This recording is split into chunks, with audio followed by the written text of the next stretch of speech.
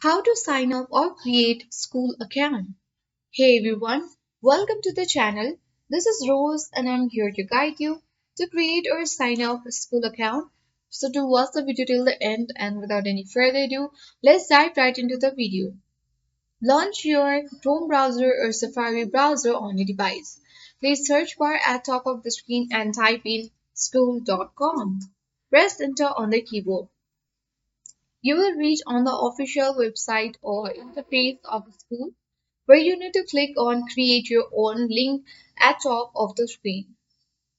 So now you will reach on the create section or the sign up section of a school account where you have to enter all the credentials like your first name, last name, email and password. So let's enter all the credentials and click the sign up button.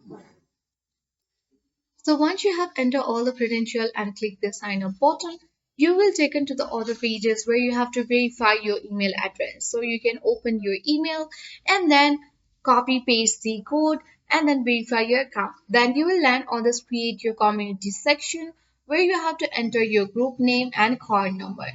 It is free for 14 days then $99 per month.